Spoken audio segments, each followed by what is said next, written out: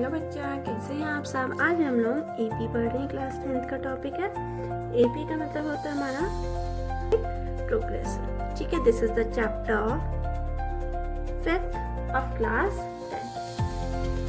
अब एपी देखो, हम लोग पैटर्न वर्ड्स जानते हैं ना। क्लास फर्स्ट से हम लोग ये वर्ड्स सुन रहे हैं।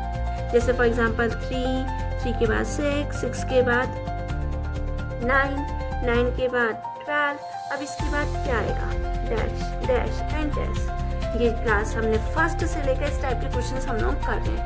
बट अब हम लोग करेंगे इसी टाइप का। ये है पैटर्न्स फॉर्मेशन, बट इसमें हम लोग पढ़ते हैं पहला टर्म कौन सा है, इनका जो डिफरेंस है, D is for difference and A N for last term, A is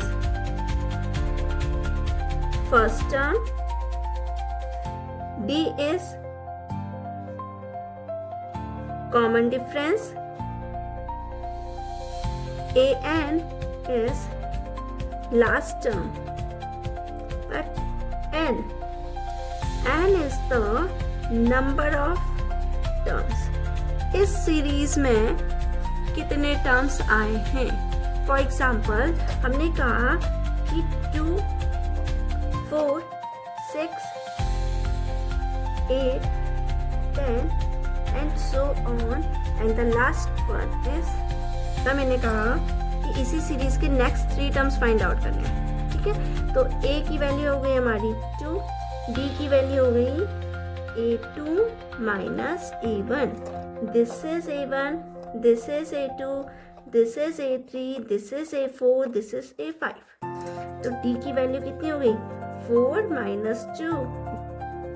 ठीक है, क्या निकालना है, A6। तो हमारे पास फॉर्मूला होता है A प्लस 5D।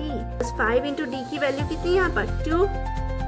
तो 2 plus 5 into 2 is 10, that's equals to 12। ठीक है, वैसे ही हमने निकालना है A7।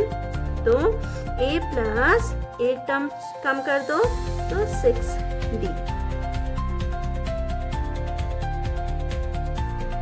8 इक्वल टू एक डिजिट कम कर दो तो ये हो जाएगा A7D is equals to 2।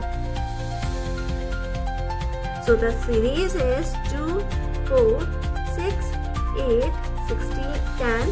Next one is 12, next one is 14 and next one is 16 and so on. ठीक है, थैंक यू।